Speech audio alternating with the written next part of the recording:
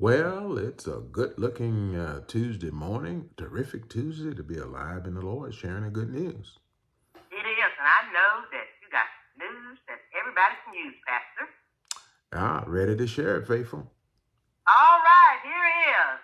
The one and only Pastor Mark Burroughs with Christ in action. Take it away, Pastor. All right, glad to be with you this morning, exploding the gospel all over the Tennessee Valley.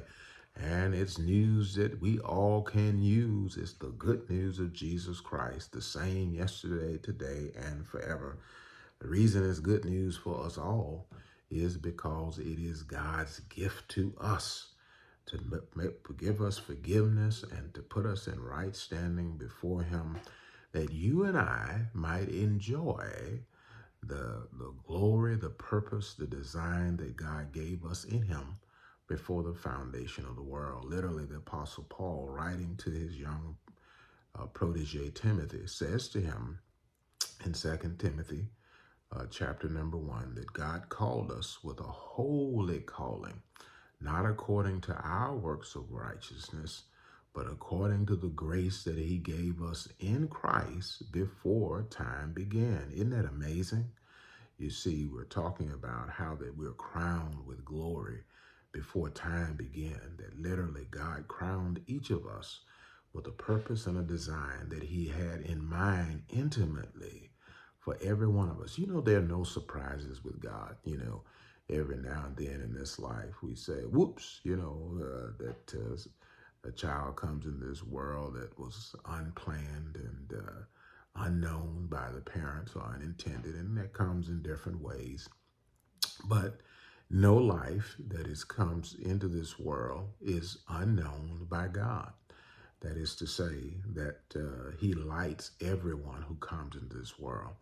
You see, friend, as we see and know these things, that God is never idly sitting by, caught by surprise by anything. You said, well, does he do these things? No. He gives the choice and will of man concerning things in this world. We get to make decisions and choices. And sometimes choices and decisions are thrust upon us by all others. We're put in situations sometimes that we did not choose. But it is so empowering to know that our Father God, no matter the circumstance or situation, when we call upon Him and we are aware of His eternal wisdom, that there is nothing that occurs that He does not already have a plan for. What do you mean by that? Well, simply this: that prophet Daniel called Him the Ancient of Days, that there's nothing that any of us can face on any given day that the one who preceded time does not already have the ability to shape and influence. See, this is empowering when you begin to see Him in this light. Now, I'm not telling you that God sovereignly makes everything happen. I just don't see that to be true. However, He is a redeemer. He's a restorer. He declares Himself to be a very present help in the time of trouble, that He is very present at all times. But when trouble comes, He is even more present in terms of His readiness and willingness to be in, to, through, for us, what we need Him to be. So then, friend, I can live, you can live, we can live with confidence and certainty in our lives about His work in us and what He is up to. Not only that, friend, as we see this in ourselves, we can then pray and reach out to others to encourage them. One of the most powerful scriptures that we see is in 2 Corinthians chapter number 1, where the Apostle Paul speaks of our Daddy God as the Father of mercies and the God of all comfort, who comforts us that we may comfort others with the comfort with which we receive of Him. What does that mean? Well, during these holiday season, there are those around us. Maybe you're feeling kind of some kind of way, or maybe you enjoy it. I don't know. People experience a lot of things during the holidays. But see and know how God has worked in your life and extend that love, that kindness, that gentleness to others. You know what will happen? things will work out so much better if we will. Shower the people you love with love. Show them the way you feel. Things will work out so much better if we'll just share the love that God has shared with us, because the Father of mercy comforts us, that we may comfort others as he comforts us. This has been an outreach of Connected Church. Connect with us, connected-church.com. Follow us on Facebook, Instagram, YouTube, and of course, right here on this Gospel Explosions outreach to the Tennessee Valley and beyond every single day. Knowing this, together, we are the difference that makes the difference as we awaken to God's purpose of knowing him and his love for us, and mobilize to his mission of making him known and sharing his love with others. That's good news on this terrific Tuesday, faithful. Amen, amen, amen, Pastor. Well done. Amen. Hey, great just blowing the gospel up with you today. Keep on doing what you're doing.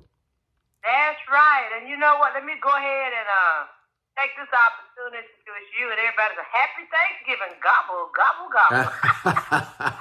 Yes, I know you're going to be eating some of that turkey, right? Oh, yeah. I love turkey and some good dressing. And, oh, my goodness. I'm salivating now, faithful. I know. How about that sweet potato pie? Oh, sweet potato pie, candied yams, collard greens, macaroni and cheese. You better say it. I'm in anticipation right now. I know, and then being around your loved ones. Oh, what a blessing! What a blessing! Oh yeah, that tops it off right there. That's it. Just sharing all of that good time and food and fellowship with people you love. That's an awesome gift of God. It is, and we are so thankful. And Pastor, we're thankful for your broadcast. Almost 30 years, or right up on 30 years. Yes, ma'am. You've been faithful. You've been true, and God got some more blessings just waiting on you. Well, thank you, faithful. I received that, and I also declare the same for you. Yes, Lord. Yes, so we're getting ready to go into the new year. We're near and dear. So we got to come on and give God a big cheer this morning. Yeah. I'm hyped this morning. Yes, right. Rah, rah for Jesus. That's right. Well, you have a great day on purpose, and tell your lovely wife and your mother-in-law I said, happy Thanksgiving. Yeah, absolutely. My wife told me she did a shout out last week. So, okay. Yeah. That's right. Yeah. So we sure will. Same for you and your family and your household. Just have a great Thanksgiving. All right. Bye-bye. Bye-bye.